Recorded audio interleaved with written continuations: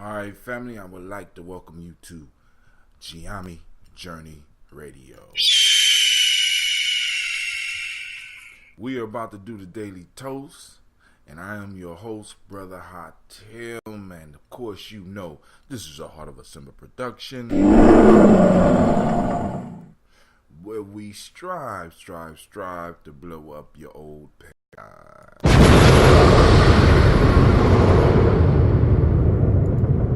Now, I apologize to those that listen to the podcast, right? Because I have started focusing on the podcast because YouTube, for some strange reason, they started tripping.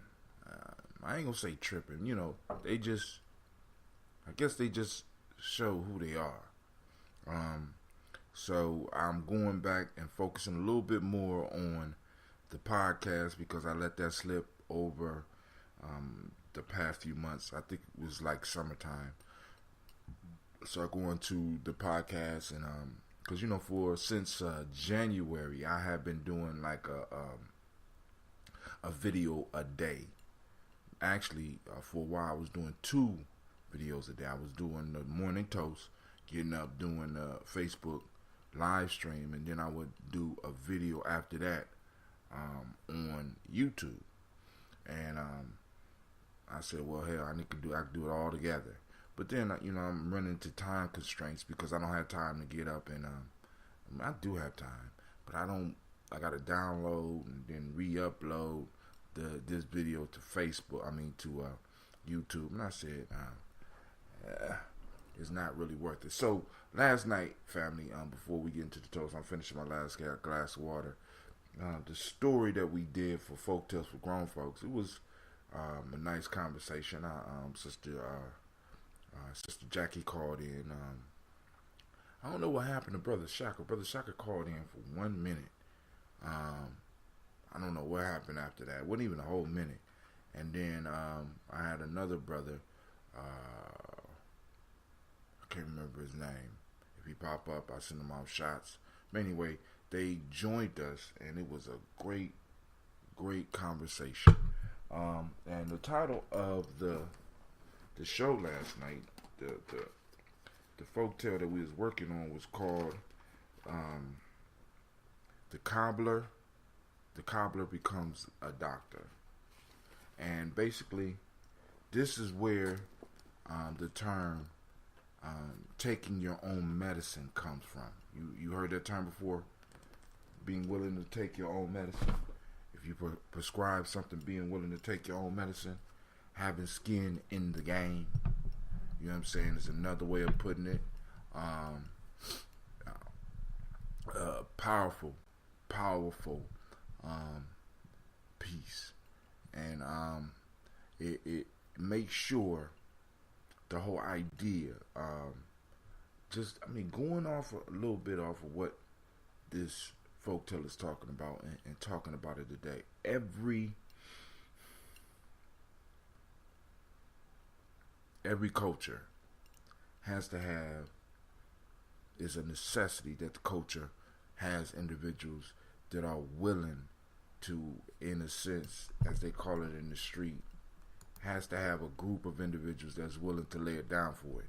See, because for a long time you had people saying, hey man, I'm willing to die for this. But then we got to the point where we was like, no, brother, you got to be willing to live for this. But every culture needs to have individuals that are willing to die for it. Because those are the frontline warriors that protect the culture. Every culture needs exactly physician heal thyself. You know what I'm saying? In order for a physician to be able to heal himself, he got to have skin in the game. You know what I'm saying? He got to be willing to take his own remedies that he's prescribing to other people. You know what I'm saying? And like I said, we who have been involved with this for a long time have run into people who prescribe Afrocentricity, who prescribes black culture, who prescribes African culture, who prescribes black history and African history, who prescribes all these things, but don't necessarily take it. And we have also ran into many cobblers who have become doctors. And what does that mean? In the story, you had a young man who was not a very good cobbler. As a matter of fact, as a cobbler, he was horrible. And he couldn't make a living in the town he was in, so he packed up his stuff and moved to another town where people didn't know him and claimed to be a doctor. So we had an individual who wasn't good at what he was born into the line of work that he was born into. He wasn't good at it, and he decided to become something else. And in that, he ended up possibly destroying other people's lives. And all of us know cobblers who became doctors. You know what I'm saying? Because one of the things we got to make sure the next generation coming into this understands, coming into this lifestyle, coming into this toasted lifestyle, coming into this Medjugorje lifestyle, coming into this Gye-Nyame lifestyle, coming into these tribes, have to understand that there's study that is required. There's basic steps that you have to go through that others have went through before you. And my friend, you cannot jump the line. You cannot jump the line. See, because one of the things that initiation or that process sets in place is the ability for those that present the process. It gives them an opportunity to measure your commitment. Many of us have come up. I mean, because Kwame, I can remember. You might be able to remember back to the Ohio State days, where with Just Us, our motto was, "If you black, you belong." Being black was enough, and we could reflect and see how fucking wrong we were. Because over my lifetime, I have run into it, and I know some of y'all gonna get mad about this. I have run into West Asians who have been more dedicated to what the fuck I'm doing than to some black folks. You know what I'm saying? And I'm just being honest with y'all. Y'all get mad, and I'm just telling you about my experience. You know what I'm saying? And you know, and I've been betrayed, set up by motherfuckers that I just allowed in because their complexion was close to mine, but their commitment belonged to someone else. See, that's where that front line come in, right? Nigga, you got to make it through. You got to make it through the front line. You know what I'm saying? You got to make it through the process. That's why our ancestors say the best life is achieved by engagement with systematic processes. You might not have to. You don't have to agree with the system. You don't have to agree with the process. But family, it has to be one. This is why in African society, men were not born, boys were born, men were made. Let me say that again. In African society, boys were born, men were made. Where were men made? Men were taken away to a sacred place where the men constructed the womb of the society, and through that womb, them brothers were nurtured, they were fed mentally, physically, spiritually, emotionally, intuitionally, and rebirthed through the womb of society. The womb of society belongs to man. The womb of the physical belongs to the female.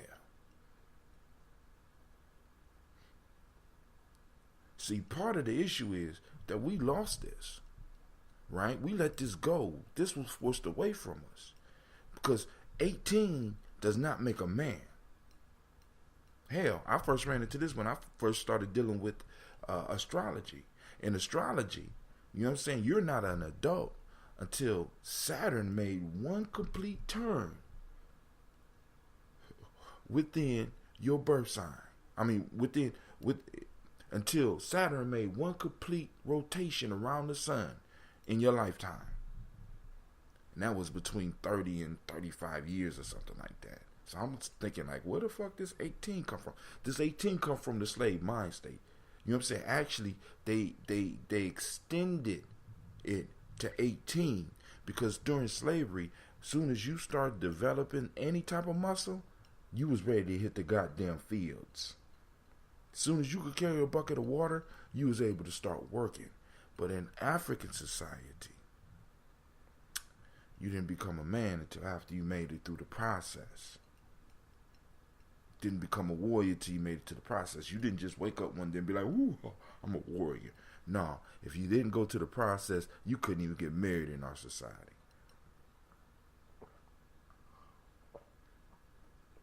If you didn't go to the process, you couldn't even own a home in our society or a hut or whatever the fuck y'all want to. There was a process that you had to go through. And family, we got to develop the process. There was dues that you had to pay on all levels. Right? There was taxes. You know what I'm saying? There had to be a certain level of commitment that you had to have in order to even carry the mantle of manhood. To become, being a man was an honor. It wasn't a goddamn right. You don't got, that's something we got to get rid of. See, because this is what a lot we be running into. Because I was thinking about what my sister asked last night. Sister Jackie asked the question, said, why is it that a lot of men don't like going into teaching? Well, one, we know it's the money. Money is one of the major things because a lot of us was raised to get this money, right? So when we go to college, we're not trying to go to college to become teachers. You know what I'm saying? We got Mercedes-Benz dreams. We have been infected with the virus of capitalism, and we have been taught that we got to get out here and make money. See, because the dope boys is making money, and if I want to get to fine women, I got to be able to compete with them in some form of fashion, because the women have been trained to go towards the money. The boys have been trained to get the money, and everything that the boys is getting is to attract the women. And if a nigga in the street is getting it, he's going to attract more women than the brother in college. So, in a sense, a lot of brothers in the college, we got to settle with the so-called leftovers. I know that's kind of fucked up, right? You know what I'm saying? Or be blessed, right? To be blessed and run into a woman with some sense. But the other issue is that when a man exposes himself, like for example, you expose yourself to young boys who have been taught by society and by the women in their lives that they're men, that they start talking to you as a man, and it's kind of hard not to check them. And in checking them, you demonstrate that you are a black man. And in most of these institutions, real black men are not allowed to exist. In order for me to do what I'm doing, I had to make sure that I had a wall built around me. I couldn't get into a school. I couldn't be in a school the way that I'm in a school right now until something was constructed for me to be able to be safe. I had to have somebody that was on my back. I had to have somebody that was there watching out for my back, and I'm looking out for their back. See, because in this society, you can't be a black man in these institutions. So it ain't just teaching. In most of these institutions, it's hard for us to be, you know what I'm saying? Like, because, I know a lot of people like, well, there's a lot of black police officers, but are there a lot of black men police officers? Because black men are not allowed in those fraternities. Because you got to allow certain motherfuckers you got to allow certain people to talk to you in certain ways that shit just ain't going to sit right with a lot of us. Because some of us can do it, other of us can't. Right? Other of us can't. Other of us, within us, our ancestors rise up and be like, oh, no, that shit is not cool at all. Fuck this. I'll go be an iron worker. You got that, Kwame? I'll go be a fucking iron worker. And I can't even do that shit because I'm having problems with the way these motherfuckers is talking to me. All right, so let me finish this glass of water, then we're going to get into our toast. But, we got to be willing to take the medicine of our culture. You know what I'm saying? We can't just talk it. We can't just talk about the history. We can't just talk about Hannibal and him conquering Rome. We can't just talk about Mansa Musa. You know what I'm saying? Because all those individuals, all the motherfuckers that we talk about in ancient history went through a process to become who they were. And then what's on top of that, then what's even doper and what's on top of that is, what a lot of people don't understand, the men that they strove to be came from the stories that they heard when they was young. See, a lot of us don't want to deal with that shit. They had a prototype. Mansa Musa didn't just pop the fuck up. You know what I'm saying? Hannibal didn't just pop the fuck up.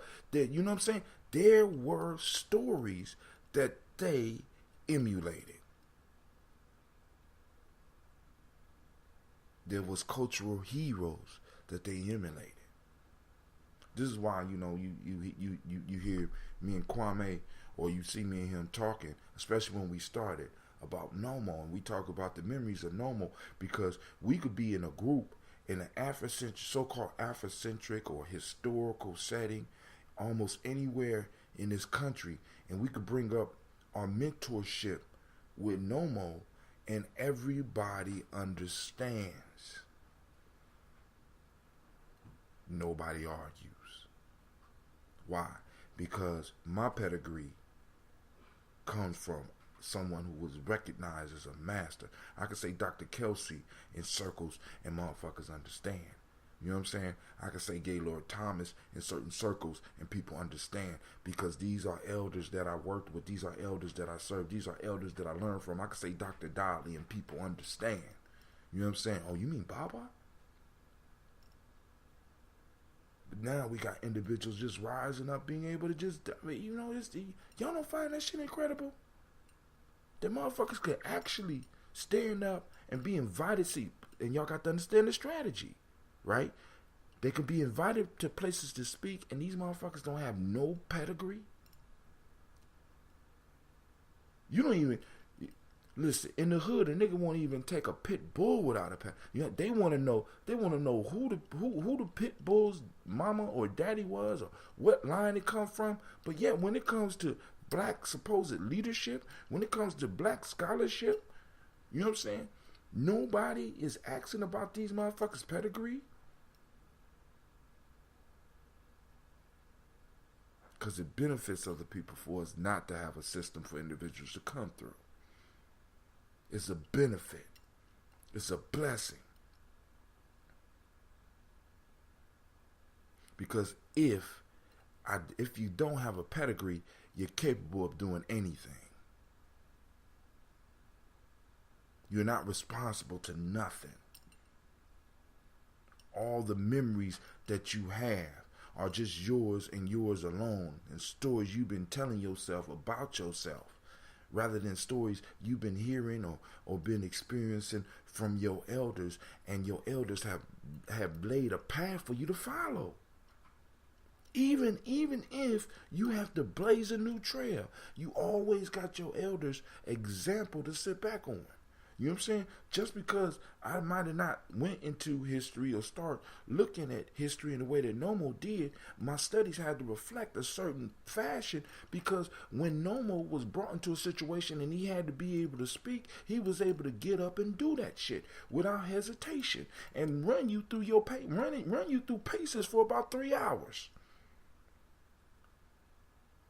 For me to do anything less, you know what I'm saying? This is why I get up every motherfucking morning and have a subject. I could wake up with absolutely nothing, get up turn on a motherfucking mic, and I could go.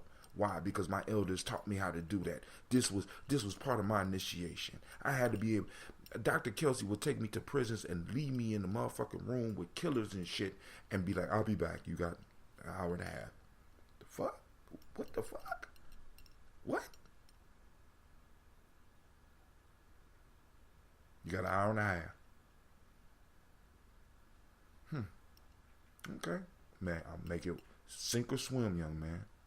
Sink or swim. You've been studying with us. You've been running your mouth during the study group. Now, I got you a captive audience. What are you going to do? What are they going to tell me about you? Are you going to reflect the lessons that you have learned? Are you going to reflect your teachers? Right now is where you show and prove.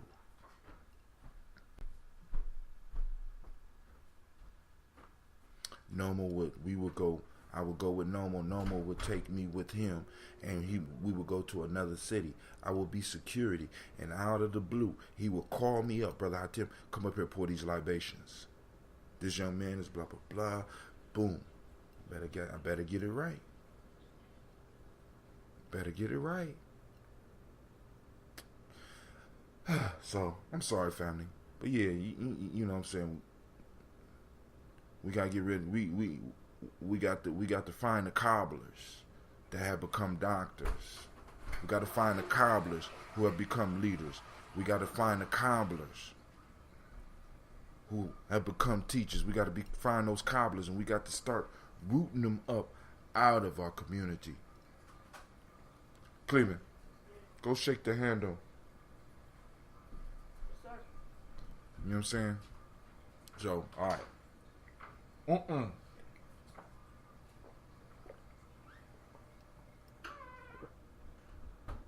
Shake the handle in the bathroom.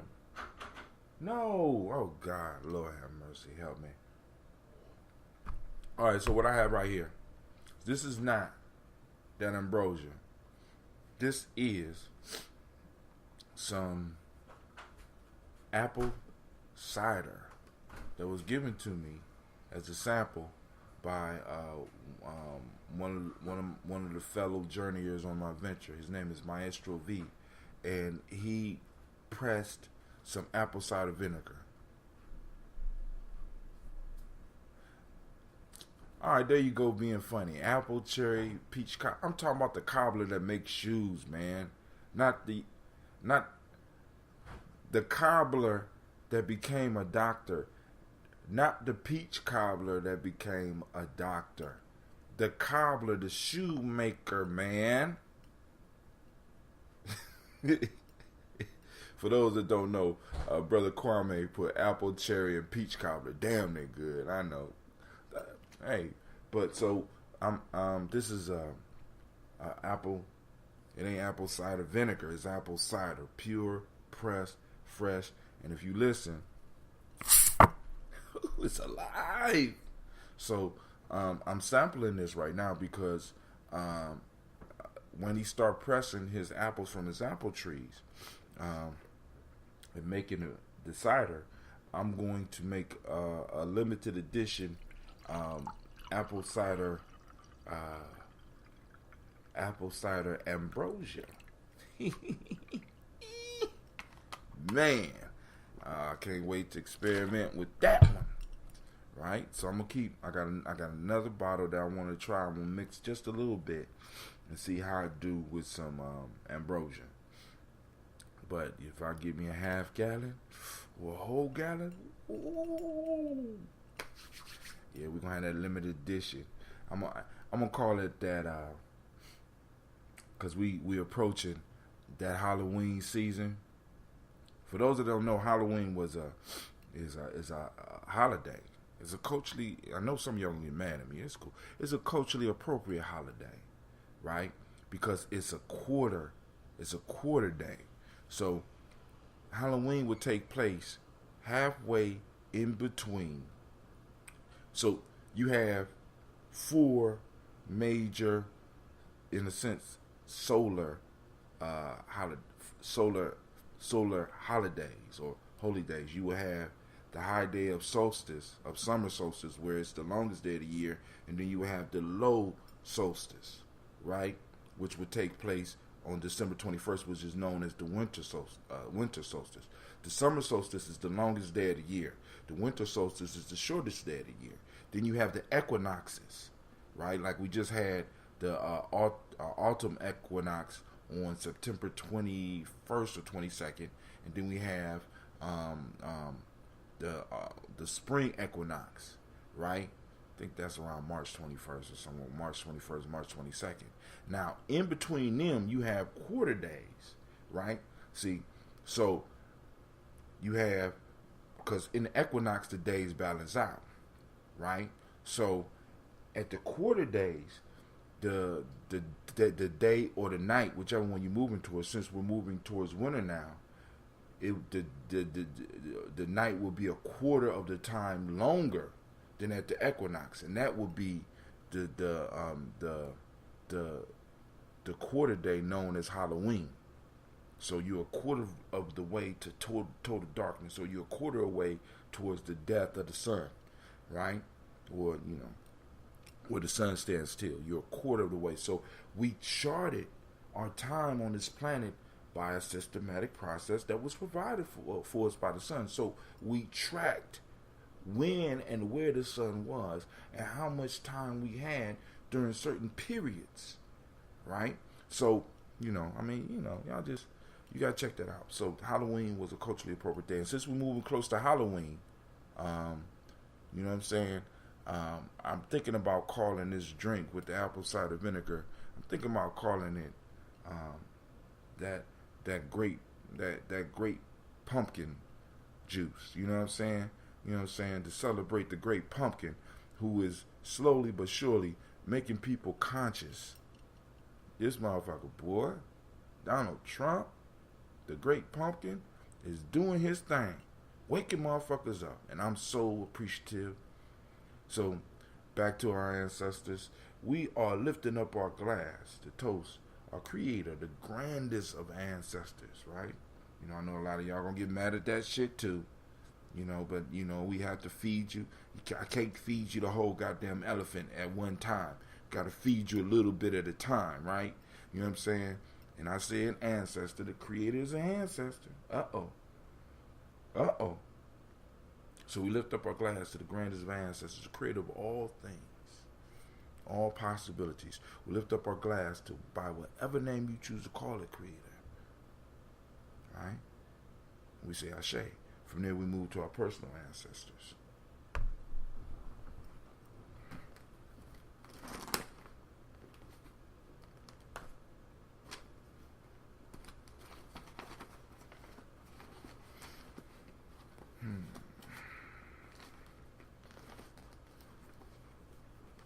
Sorry, Brother Kwame, I had to pull out my booklet so I could recognize these elders that's recognized by Tawi, as well as those that were recognized during Kwanzaa. So we pull out and we salute our personal ancestors. We lift them up because otherwise it wouldn't be lifted up. We want to toast those people who may not be famous and that just happen to be in our lives, that connect us to the world, that connect us to our family. We want to lift up our glass and we want to salute those individuals who taught us to be who we are, who demonstrated everything for us, who taught us how to tie our shoes, who wiped our nose when we didn't have a sense to wipe our nose, who took time and basically helped clean us up when we didn't have the sense to go to the bathroom, on our own. So we lift up the glass to those who walked us through sickness, or who taught us that all pain is not a showstopper. Get up. Remember those people? Get up. Stop all that crying. You know what I'm saying? Walk it off. You know what I'm saying? So we lift up our glass, right? To right now, since I spoke about men when I started, the man process, we lift up our glass to those men who took time to bring us through the man process, who took time that even though they didn't know it, they was following a long line of tradition of making sure that we became men. Those uncles who stood up for us. Because for a lot of y'all that didn't know, our uncles were the ones that brought us into manhood, not our fathers. Our fathers basically provided for us. Our fathers was removed from the process because they had to help other individuals become men. Our uncles were the ones that brought us through. See, because a lot of us is going on a false narrative that it's the father that makes you a man. No, it's your uncles, your sister's brothers. Your father's sister's brothers. And in some cases, your father's brothers that help you move into manhood. So we lift up the glass and we salute those men. I don't ever want people to think I'm not saluting the women, because the women play a very important part in that. But let's toast those men who took the time for us. You know what I'm saying? Like the coaches that just instinctively pulled pull greatness up out of you, right? Like those martial arts instructors, like some of those teachers that some of us was blessed to have that just happen to be those men who the ancestors may have jumped inside of every now and then and checked us and helped correct us. So we lift up the glass to those men that was in our life. You know what I'm saying? For me, my grandfather, Cleveland Brown, which actually he couldn't take me through. But you know, I could salute some of my uncles, right? Some of those who were uncles by blood and some who was uncles by spirit. I have to salute Nomo X, Sepet Ma Ra. I have to salute Tony Clark. You know what I'm saying? Those men that helped nurture me and bring me to where I'm at right now, right? So, you know, it's going to be a short line for me today. Think about some of those men, brothers that's toasting, sisters, if you have sisters, that taught you how to be who you are as a woman, right? Lift up that glass. Brother Kwame said, we good. It's good to recall those ancestors who were so instrumental to us. Bro, Fro did a healing ritual for me. Bro Fro, okay, did a healing ritual for me. And I'm eternally grateful for the brother's love. Speaking of Brother Fro, let's go, because I'm doing a man right now. We got a Derek L. Pullen. We got the Luxor brothers. We got Mr. Frederick Crawley Sr. We got Mr. Alonzo Johnson. And then, I think, on the ancestors, we have Robert Donaldson, right? I have to say Elder Farmer and Elder Harris, who's on here. Alfred Bro Fro, Actor Jr., Jay Edwards, Carlisle Harris, William Bill Moss, right? So, you know, I'm doing a special one on this Ujima Day for those brothers who stood on the line and taught us how to stand on the line. So we lift up that glass and we say, Ashe. Right? From there, we salute this moment. Right now, we are in the Ujima. My cheat sheet tells me that, you know, of course, for those that don't know, this is the day that we look for examples for our people working, doing collective work, and taking responsibility. Look for it, you can find it. You know what I'm saying? You know, according to some of the books and shit, you know what I'm saying? We only find racism because we're looking for it. Not that, you know, we find racism because the shit is there. You know what I'm saying? We find motherfuckers blocking us because the motherfuckers have been doing it. Alright. The Ma'adik principle for the day is righteousness. The M7 for the day is respect. I'm going to change out my tag today. I'll change out my tag. Color is blue. The Hermetic law is vibration. Males that was born on this day are Kwaku. Females born on this day are Akua. In the African Center Cultural Virtues and Value System from the Muslim Emancipation Circles, we have Yar. We on Yar, which is Wolof, and it stands for politeness and respect, particularly toward your elders. Akan ethics, obedience and respect. Attributes of good character in the traditional Yoruba. We have Iluti, teachability. Alright.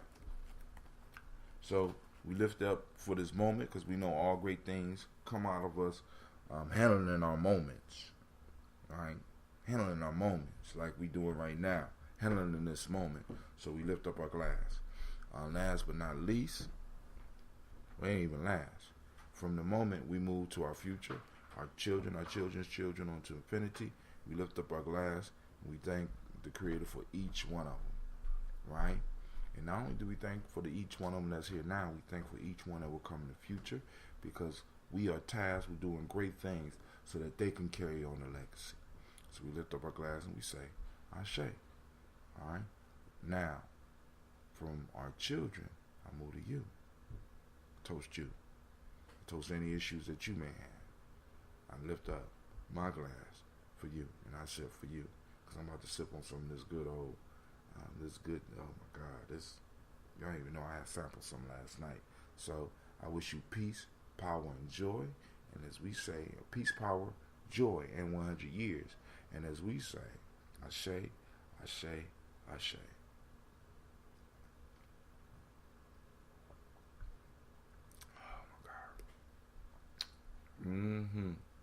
Yeah. Help drink, y'all. Unpasteurized. Let me stress that, because some of y'all gonna run out to the store maybe and get some apple cider, get you some apple cider, but that's pasteurized, family. And we miss a whole lot because we're living in a sterile world. We're living in a sterile world. I know because we've been taught that it's the sterile world that's been saving us, but now we're starting to find out that it's the sterile world that's killing us.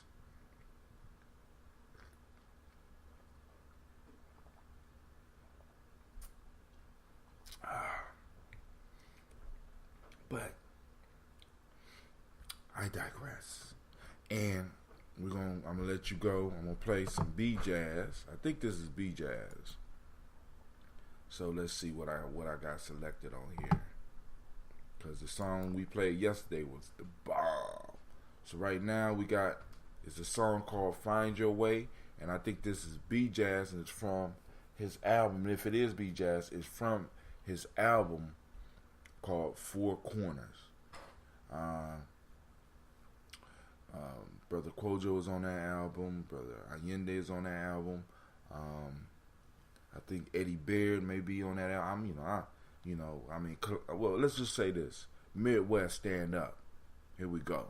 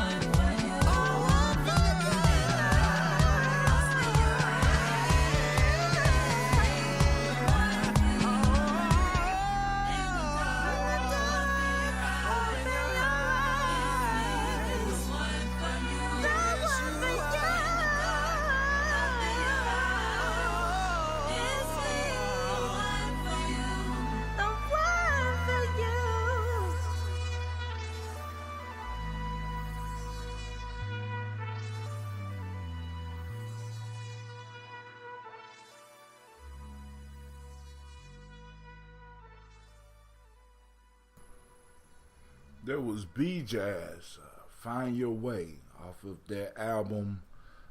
his album called Four Corners. I think it's called Four Corners. I gotta find the album. But once again, my God, that was hot. Midwest, stand up. I need some more music, family. I need some music. I want to promote those individuals that are around the city. So, yo, I need to remind y'all, you are now listening to Gye-Nyame Journey Radio. And video. And you know, you just got done toasting the ancestors on the Daily Toast. I was a little bit late because I was late finishing the show last night. Had a good time at the hookah shop. You know what I'm saying? And this is a Heart of a Simba production. With the late edition of the Daily Toast, you know, of course, even though we might be an hour off, well, actually, we started right when we were supposed to. And in doing that, we always blow up your old paradigms, family.